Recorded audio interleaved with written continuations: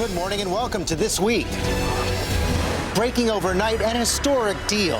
We have a real opportunity to achieve a comprehensive, peaceful settlement. The international community and America's longtime enemy forge a late-night landmark pact to freeze Iran's nuclear program. Will it stop Iran from getting the bomb? If it falls apart, is war next? Joining us this morning, Secretary of State John Kerry. We go inside Iran, plus Martha Raddatz and Christian Amanpour with all the breaking details and analysis.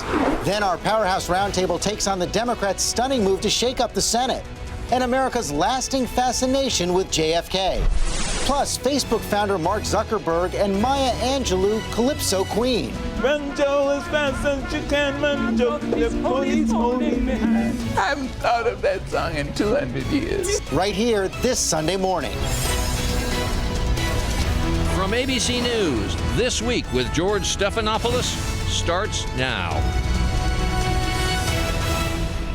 And we begin with that big news breaking overnight after months of secret talks and high-stakes diplomacy, a deal between Iran and the West to suspend its nuclear program and get some relief from those sanctions that have crippled Iran's economy.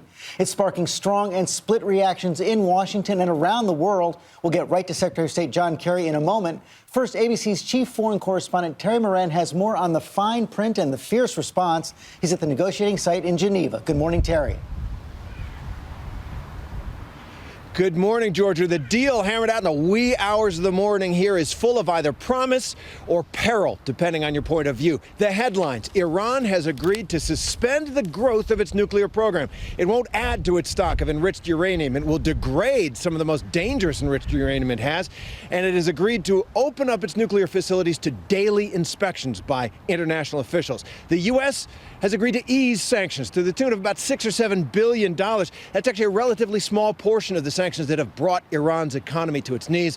And this whole thing is temporary. 6 months, neither side trusts each other here as they enter into negotiations to try to reach a comprehensive agreement, lifting all sanctions in exchange for an end to Iran's nuclear weapons ambitions. That is a very tough nut to crack. No surprise, the Israeli Prime Minister Benjamin Netanyahu trashing the deal, calls it a bad deal, an historic mistake, says Israel is not going to be bound by the agreement, and he's going to do everything he can to prevent Iran from getting a nuclear weapon.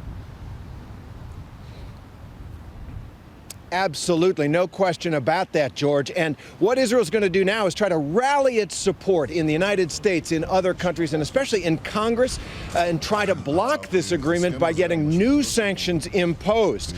Israel has also made clear, Prime Minister has made clear, that Israel is ready to go it alone if necessary. So it will prepare, if necessary, some kind of military action, probably with the quiet, tacit support of Saudi Arabia and other countries in the region, which are also terrified of the prospect of an Iranian nuclear weapon. The real test, of course, is 6 months from now. Will this lead to a deal that actually rolls back Iran's nuclear program?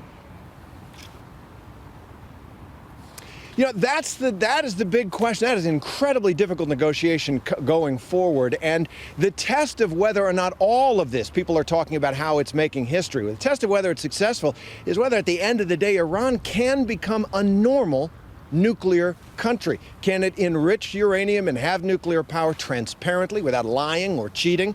Can it be trusted with it? And can it join in a new kind of relationship with the United States and the West? Those are the stakes here, and they are very, very high. No question about that. Terry Moran, thanks very much.